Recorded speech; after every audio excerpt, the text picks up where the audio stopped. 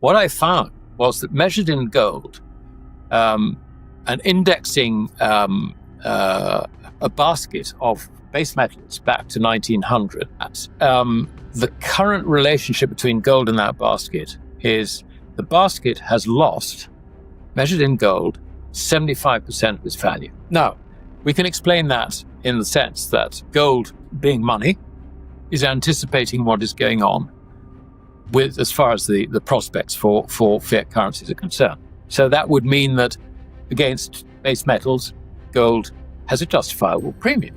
But the other way of looking at it is that the consequences of inflating dollars and euros and all the rest of it has been to suppress the value of base metals. So we know that over the long term, that gold's purchasing power against any basket is going to be pretty constant. The reason we haven't seen it is the Fed has very successfully, the Fed and the US Treasury has very successfully managed the crises in the past. And their intervention has, if you like, kicked the can down the road. I mean, whether it's intervening by, as they did in 2008, or whether it was the way in which Greenspan intervened back in 2001, they're just cutting interest rates down to 1%. I think he got it down to. That sort of intervention basically sort of supported the system.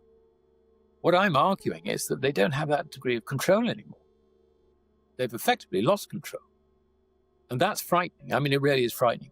What we're looking at, Alex, is the end of the fiat currency age era, which started back in 71. And that is going to be horrible. I mean, it really is. They've got to understand that they've got to stop spending more than they receive in taxes. They've got to understand that they've got to reduce their involvement in the economy and cut back on welfare and all, everything. I mean, do what Doge did, but, like big time. I mean, we're talking about doing at least what Milei is doing in Argentina and more. So until you see that, we haven't got a hope. The currencies go. And of course, the only way this actually works out at the end of the day is you've got to fix the value of credit to real money, which in everyone's common law, despite what the US Treasury says, is not a pet rock, it's gold. Gold is, in common law, everybody's final settlement. And the point about credit is it's never final settlement. You're always passing bucks around, if you like, from pillar to post, etc. It's not final settlement. So you don't need final settlement, so long as you can guarantee the value of credit. That's really, at the end of the day, that's the solution. And how do we move the establishment away from macroeconomic beliefs, Keynesian, monetarist, and so on, into an understanding, actually, what the difference between money and credit is, the difference between good and bad credit, and to foster an environment where the value of that credit actually is stable. We're in a world of interventionists. That's got to go. That's got to change. The heart of the crisis isn't inflation statistics or interest rate policy. It's fading trust in currency itself. Fiat money survives only because people believe it holds value. But the dollar, once redeemable for gold at $35 per ounce, now shadows gold near historic highs, reflecting a 99% erosion of purchasing power. Governments spend beyond their means, run permanent deficits, and rely on expanding credit to mask structural decay. History shows that when faith in money collapses, no asset class is safe. Stocks, bonds, and even real estate crumble as rising costs, shrinking demand, and debt-financed values collide. The answer is you've got to understand what we're talking about. That's the first thing. When you understand that, you can make a judgment as to how much you should get out of credit and get into real money. And that basically is the big question for everybody. Because if the currencies are going to hell in a handcart, you can forget equities, you can forget bonds, you can forget even property, because property is financed on the margin by debt, mortgages. So, and not only that, but as the purchasing power of the currency goes down, the cost of property maintenance exceeds the value of the property. I mean, this is the experience of all previous hyperinflations. I think hyperinflation actually is a misnomer. It applies, if you like, to the expansion of the quantity of the currency. But really what we're talking about is the loss of purchasing power of the currency. And when it's a fiat currency, it is purely the faith in that currency which matters. And that faith is it's already evaporating. I mean, when you think that the exchange rate for dollars into gold was $35 for an ounce back in 71, and now we're 3,350 or something. I mean, you've lost nearly 99% of the purchasing power of dollar credit at the highest level compared with that of real money. I mean, the purchasing power of gold sort of just, it varies a bit, obviously. And I can tell you it's been pretty distorted by the dominance of fiat currencies over the last 54 years. But, you go back, I mean, we've got records, we've got Diocletian's edict of maximum prices going back. I think that was about, 302 AD, something like that. Across centuries, gold has remained the ultimate form of final settlement. Unlike credit, constantly passed through banks, governments, and institutions, gold ends the transaction. Its purchasing power fluctuates but remains broadly stable over long timelines, unlike currencies that trend towards zero. Today's rise in gold prices is not gold becoming more valuable, it's fiat money losing credibility.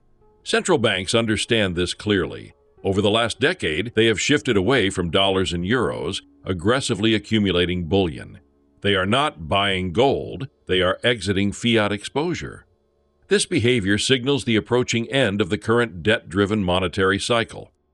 And I've looked at those, and there are various things in there which are very similar in terms of value, measured in gold, then to what they are today. There are obviously markets which have changed completely. We don't have slave markets, for example, anymore. And that sort of relationship. But, on average, you can say that over the very, very long term, the purchasing power of gold remains more or less constant. So it's everything else that varies. And so when we look at gold rising from $35 to 3,350 or whatever we are today, really what you're seeing is the dollar going down, not gold going up. And it's true for all the fiat currencies, which after all are loosely related to the dollar. I mean, the dollar goes down, we go down. I mean, we got our own troubles as well in sterling. They got their own troubles in the Eurozone. And my goodness, they've certainly got them in Japan. We're all going down for our own specific reasons, but the root of it is exactly the same reason, and that is budget deficits undermining the purchasing power of the currencies, and to the point where the faith in these currencies, which is the only thing that really supports them at any time, the faith in those currencies is going to continue to take them down almost whatever governments try and do, unless they tackle the root causes and fix the value of credit in the form of currencies to gold. But they are a long, long way from doing that. Basically, again, you're looking at gold going up. This is the mistake. It's currencies going down. And what central banks are doing is they recognize this. So they're selling currencies. You think they're buying gold. They're selling currencies. That's actually what they're doing. That's their rebalancing. They're reducing their dependence on fiat currencies. And are they likely to stop? I would say no. I mean, look, the price of gold is immaterial. It really is. It doesn't matter. Whether it's 2,000 or 10,000, it really doesn't matter. What really matters is the destruction of credit at the top of the biggest credit bubble in history. That's what's happening.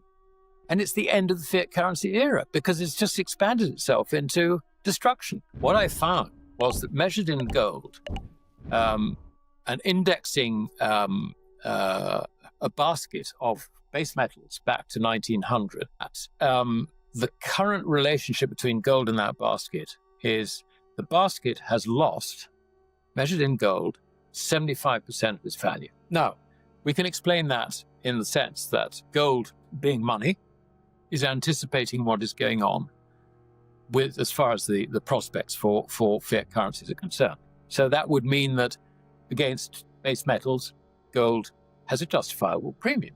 But the other way of looking at it is that the consequences of inflating dollars and euros and all the rest of it has been to suppress the value of base metals. So we know that over the long, long, long term, that gold's purchasing power against any basket is going to be pretty constant.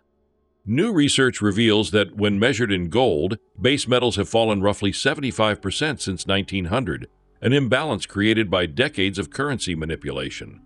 As the monetary reset approaches, these metals are likely to surge several-fold in real terms.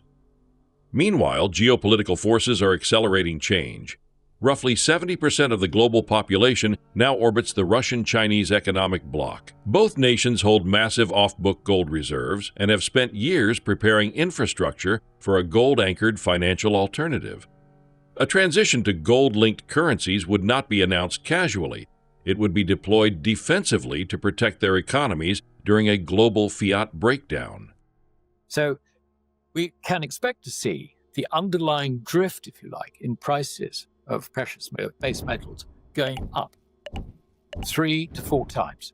That would be a sensible proposition. So if we have a collapse in the purchasing power of fiat currencies, then that means that we've got a massive bull market in those metals. Now, how can that be justified, if you like, on supply and demand? Because everybody argues it's all supply and demand. Okay, well, we may not have noticed, but 70% of the world's population is aligning itself behind the Asian hegemons, and they have organized themselves in such a way, both Russia and China, that they've got plenty of gold. I understand from my contacts that along with 2 sovereign wealth funds, the Russians have got about 12,000 tons, and of course they're a major mine producers.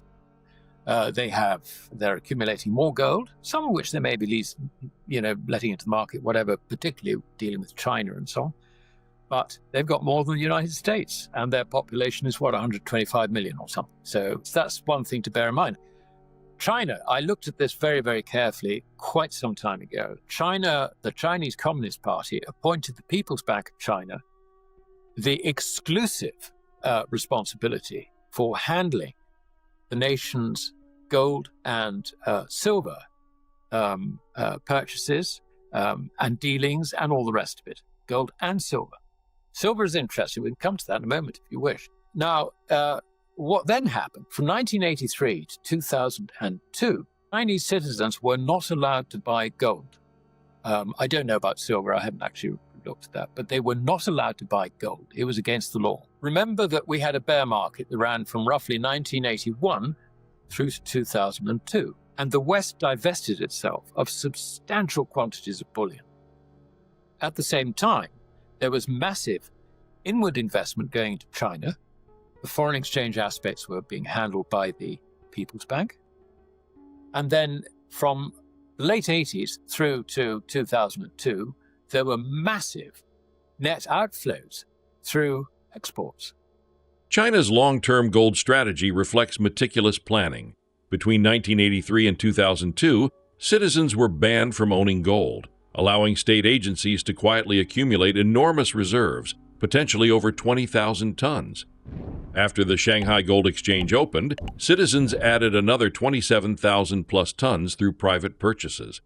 China now operates as a one-way gateway for gold. Once it enters, it rarely leaves. The country is preparing offshore exchange vaults, from Hong Kong to Saudi Arabia, designed to support yuan settlement backed by gold flows.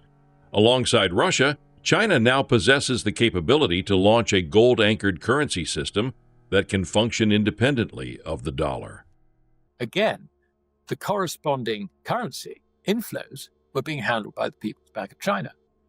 Now, not many people remember this, but if you go back to the 70s and 80s, the general view was that you needed to protect your portfolio by having at least 10% of it in gold. I could see that taking all those flows at contemporary prices, that the People's Bank would have accumulated more than 20,000 tons secretly, not on balance sheet, but spread around various accounts. Over the years, contacts who know about these things, who visit China frequently and all the rest of it, have come back with stories that, yes, there are substantial amounts of gold, for example, in the possession of the People's Liberation Army. So this, I think, is certainly the case, that China has accumulated an awful lot of gold before 2002, probably as much as 20,000 tons. In 2002, they set up the Shanghai Gold Exchange and permitted Chinese citizens to buy gold. not only that, but they advertised on television in the years, I think, around about 2006, 7. Go out and buy gold, it's good for you, whatever the strapline was.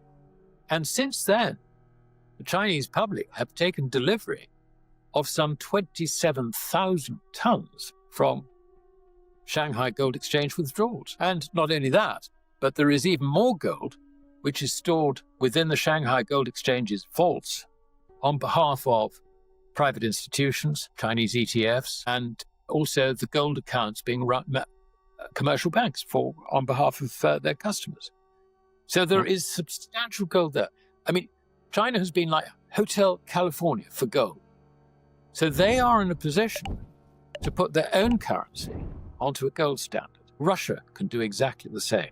The reason they have not done so far is they know that if they did that, they would collapse the fiat currency system entirely. So this is not a move that they will do except for defensive purposes, to protect their own currencies.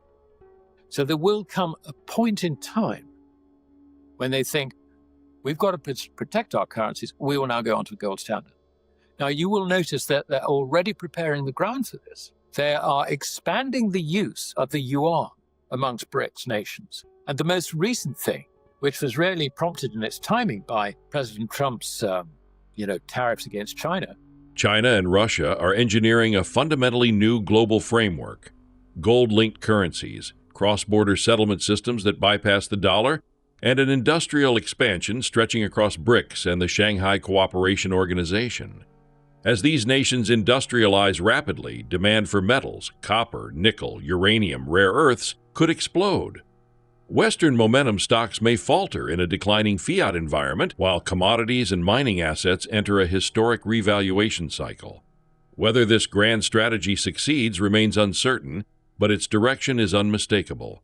The world is shifting toward a monetary landscape shaped not by debt and intervention, but by tangible value and resource-backed economic power. They're now starting to open Shanghai Gold Exchange vaults outside China. And you could exchange gold for yuan through these vaults and vice versa. That is the idea. They've said they're opening one in Hong Kong, which is China's international center, if you like. And they've also said that they're opening one in Saudi Arabia, which is their main energy supplier. So there will be others, I'm sure. And you may remember that in the week after Trump came up, with all his boards saying, tariffs here, there, and everywhere, that President Xi, well, he did two things. He started talking very, very closely about trading more with South Korea and also Japan. And the other thing was, he then emphasized the importance of the ASEAN trade agreement, which will be zero tariffs. He very quickly did a tour around some of the major ASEAN nations. Vietnam was one, Thailand was another, I can't remember where, Malaysia was another one, and so on and so forth. Now, I have no doubt that these trading arrangements are becoming very, very live. You've also got a settlement system, the CIPS, the Chinese settlement system, which is now being used a lot. Multi-currencies, and the way that works is completely different from the way we work things. I mean, let us say I want to buy some euros. What I do is I sell sterling, buy dollars, sell dollars, buy euros. It's an expensive and irrelevant use of dollars. I mean, I don't need it. I don't need dollars. Furthermore, everything that I do in dollars all goes back to correspondent banks in New York City. So everybody in New York knows what the hell I'm doing. I mean, I'm saying this, if you like, in the sort of biggest sense, if you like. I don't want them, if I was Chinese, I wouldn't want them to know what the hell I'm doing with my trade settlement.